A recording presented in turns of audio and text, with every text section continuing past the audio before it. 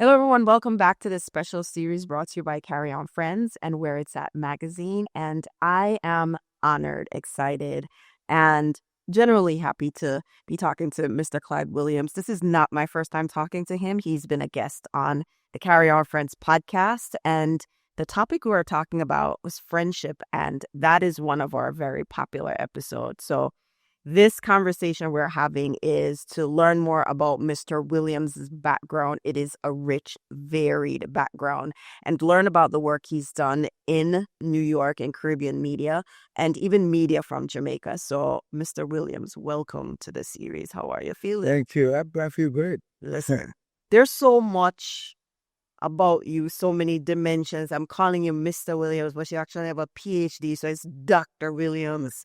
But we'll get into that. So Yeah. let's start with your experience in Jamaica on a radio station that people outside of Jamaica may not know about. Fame. It's just funny. It's funny that you ask about that because you didn't know that the real backstory is that I started in TV. What? That's right. Yeah. I started on the JBC campus with JIS, Jamaica Information Service. As a matter of fact, my voice is... Did you do Gully Ride? No.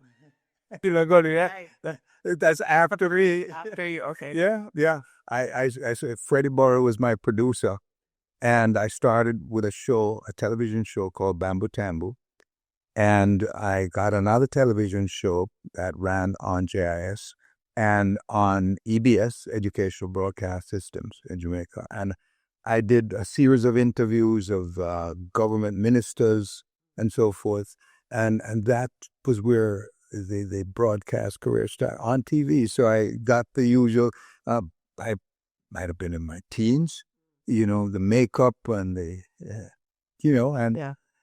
as a matter of fact, I was supposed to interview Bob Marley and Peter Tosh, and when Bob came in the studios, there was no controlling him. He was a very free-flowing guy, and he wanted to say what he had with some very colorful words in between.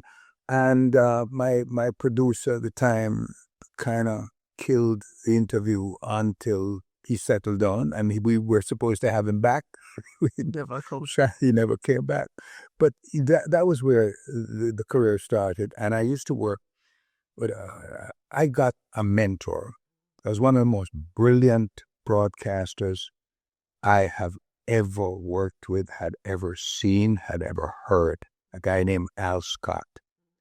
Al Scott the irony about this guy is that he was also an athlete. He played one game representing the West Indies cricket team.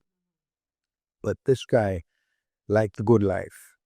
And so he never really focused and settled down. But he had a voice and a pace and a personality that grabbed me. And I just looked at that guy and listened to him. And I says to him, give me some pointers.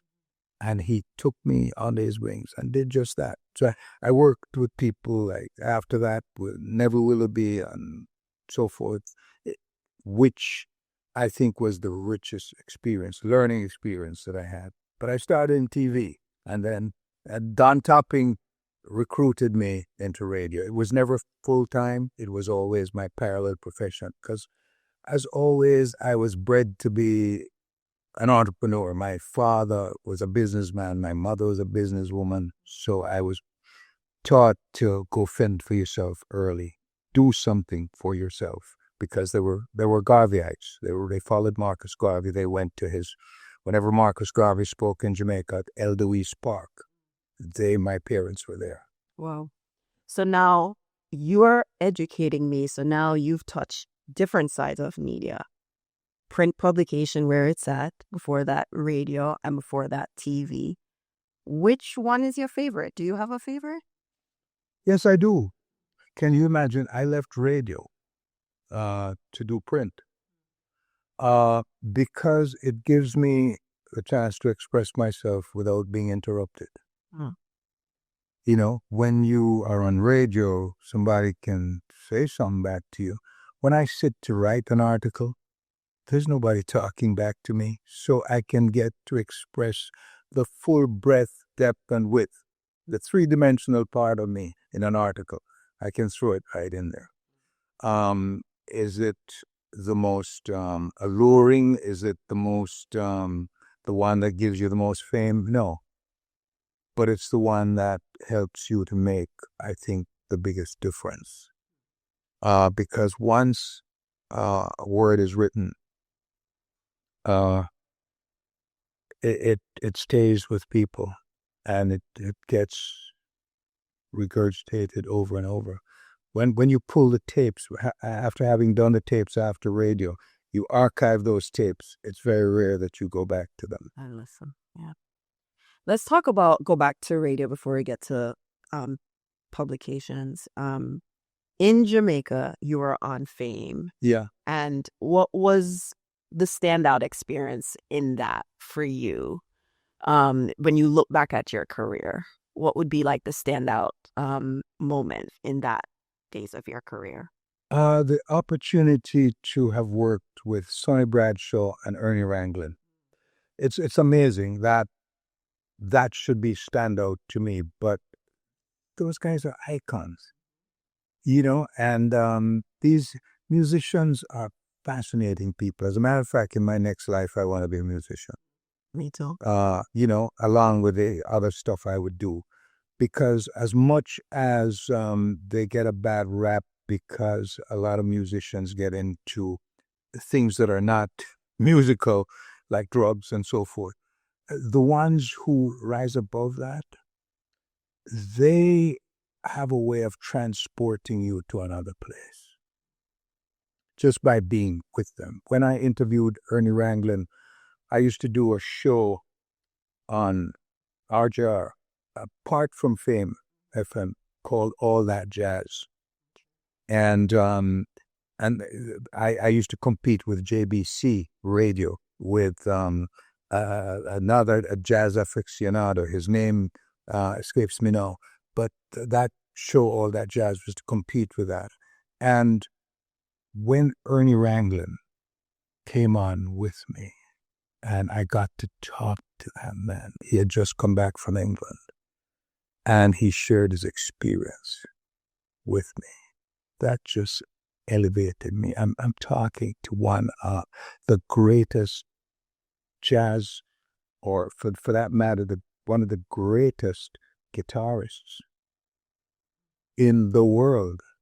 It made me realize how fortunate I was, how blessed I was to share that experience. Sonny Bradshaw, I actually worked with him. I was an MC with the Sonny Bradshaw big band for a while, and got to go on a couple of tours. So that was a highlight. I mean, even talking to you right now, I can get a sense of that excitement, because that's how I feel in this moment talking to you, and earlier to Mr. Hall, because one of the things that I enjoy about the work I do, I get to learn from other people, hear their stories, and experience life at a different time that I wouldn't have. And that's like history coming alive, which is something that's dear to me. So let's move to New York. And you're here in New York and you're establishing yourself.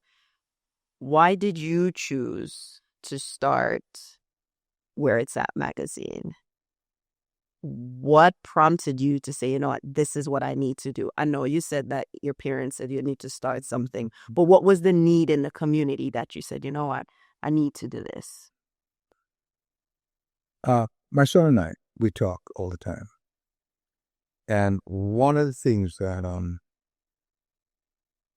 animates us is our people, the state of our nation, of our people, right? It animates us because we look at our people and we know where we're coming from.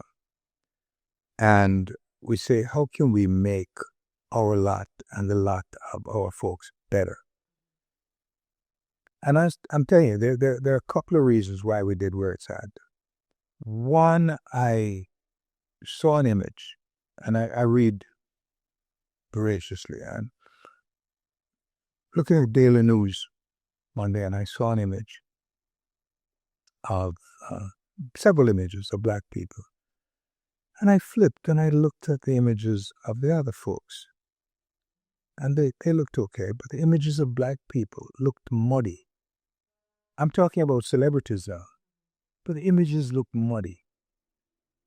And that stuck in my mind, right?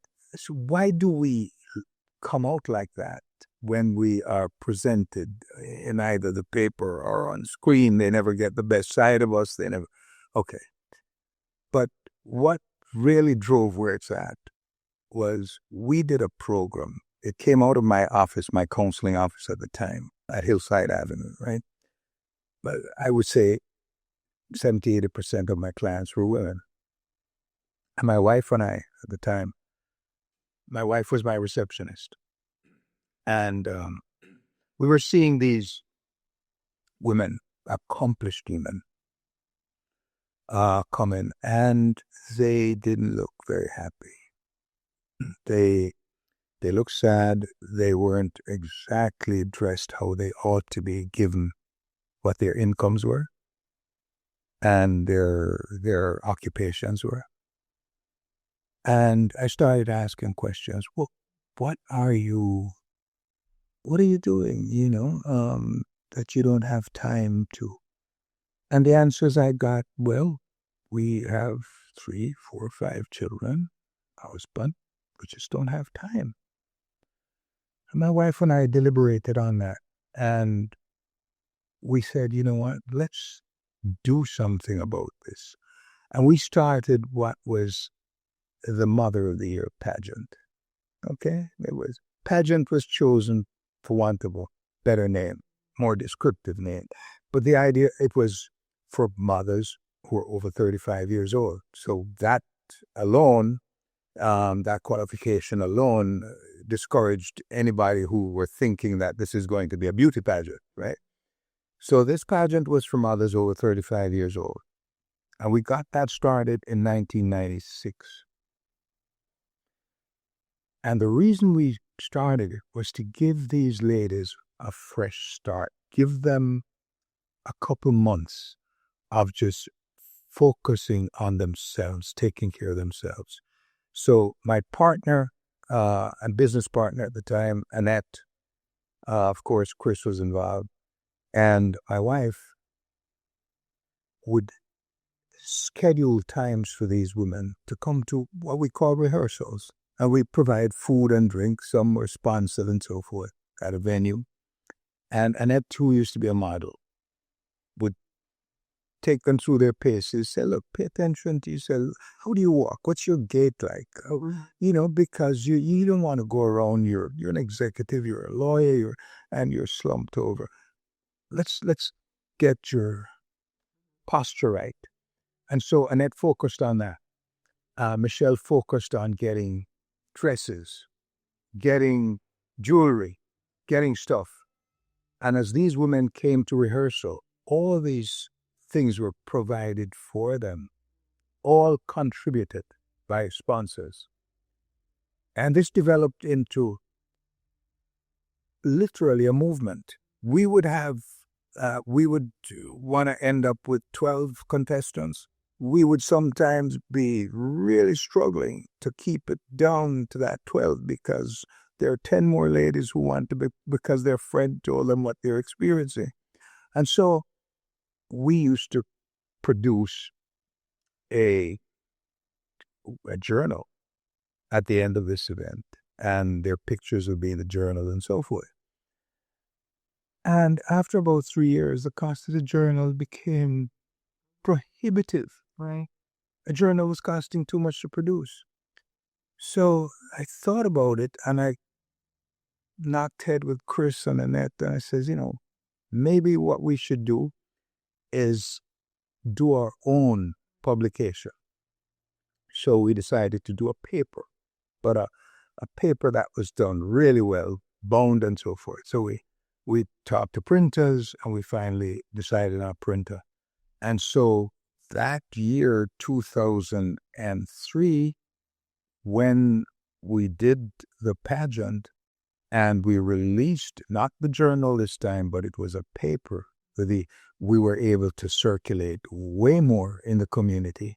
And the overall acceptance of it was wider because more people saw it. And it was so successful because I'd invited a number of advertisers to come on board who didn't want to pay, but I put them in free.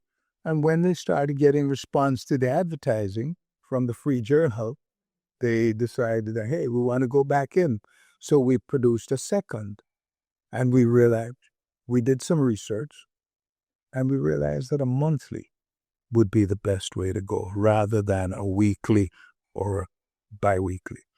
So we went with a monthly, and WhereItzAt was born. Chris came up with the idea of WhereItzAt was a big thing in my time on television in Jamaica because WhereItzAt used to be a popular dance show. But WhereItzAt is also an American colloquialism, which means where it's at. So Chris said, that if you name it WhereItzAt, then what we're doing is telling the Caribbean community who read it where it's at. Okay, so we decided on the name. Yeah. And so WhereItzAt, it was not born out of a need to compete or it was born out of a need to serve a particular purpose.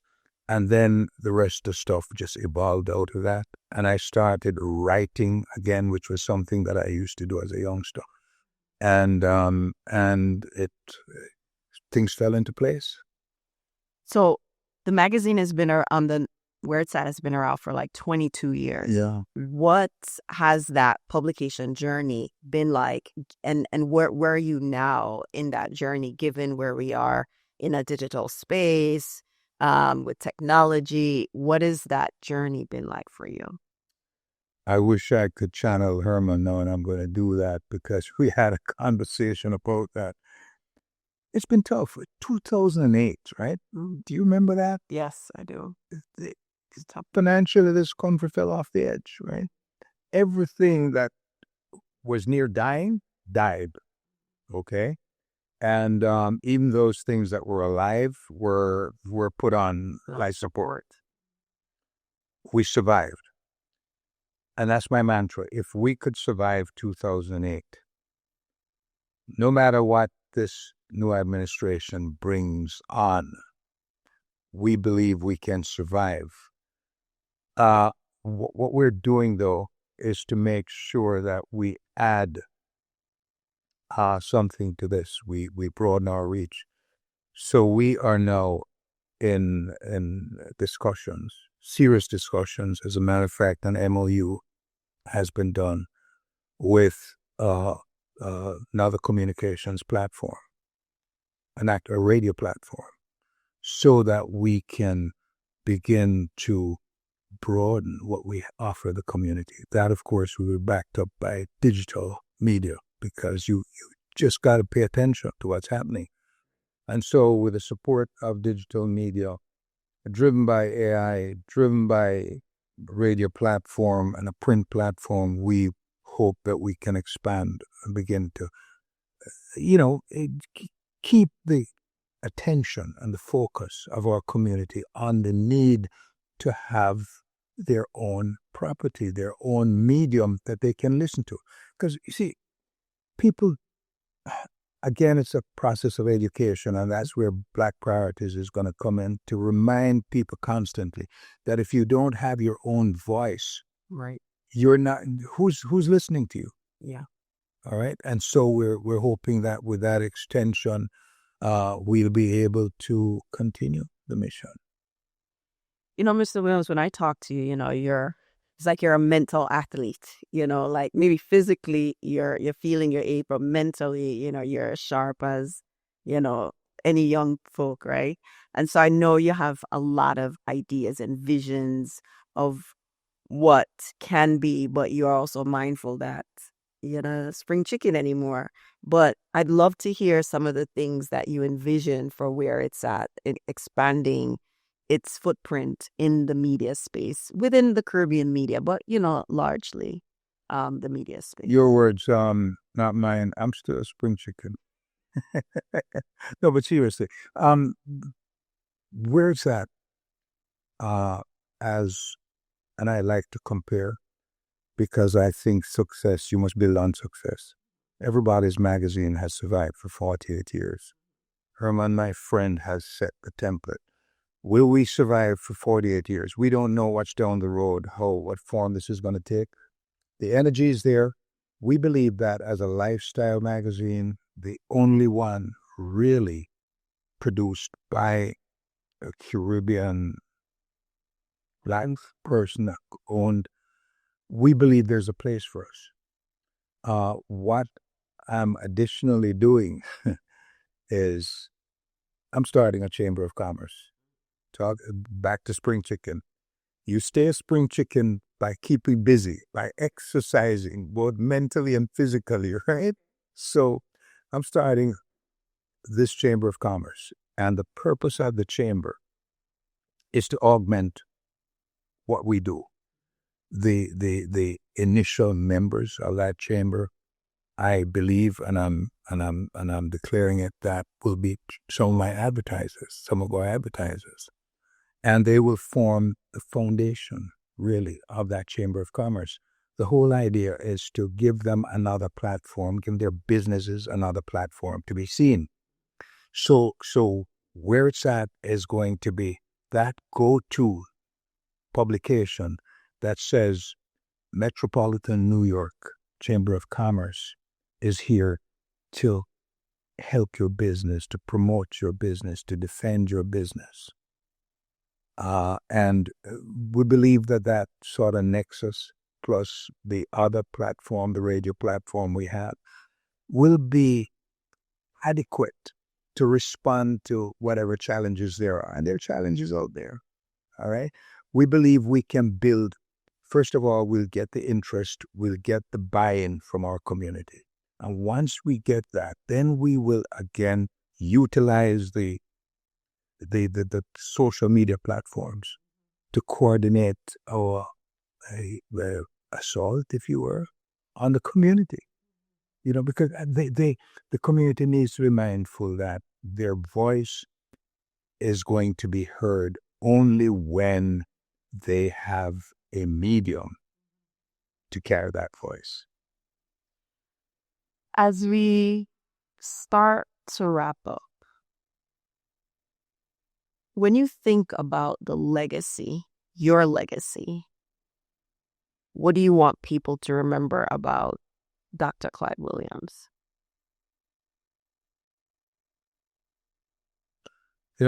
My father taught me something that is very meaningful to me. My reputation is worth more than money. When I give you my word, that's my word. Yeah. And if I am not able to keep just one letter of that word, I'm going to call you and say, Carrie Ann, I'm missing a letter. I'm looking for that letter. As soon as I find that letter, I'll complete that word. So when I give my word to my advertisers, to the people that I do business with, that to me means more than anything else in life that I'm able to deliver. I want to be remembered as one who is constantly thinking about his fellow man. People talk about Jesus. I talk about Jesus as a philosopher. And I think he himself summed up all the commandments in one kind of command: love your fellow man as yourself. Somehow, I was never a big Jesus follower, but that philosophy grabbed a hold of me, I don't know when, early in life, in addition to the examples of my mother and father, who never veered from their word and who always were reaching down to pick up somebody else. So that's ingrained. Yeah. So do I want to be remembered for that? Yeah. And I definitely want to be remembered for as the person who is the father of Christopher Williams. Mm. Right? Yeah. That's a really powerful legacy because we know Christopher Williams is no ordinary man. And so I'm grateful for this conversation to be in community with you through Christopher. And thank you for all that you're teaching and explaining to us. And I know this is not the end. There's more conversations coming. So I'm looking forward to you telling us more of the stories and cementing our future and building our legacy as Caribbean media publishing houses or media houses. And thank you for your years of service. And that's it. Thank you. You're welcome. Thank you for being part of the series here with Mr. Clive Williams. Again, this is just the beginning. There's more to come. Stay tuned.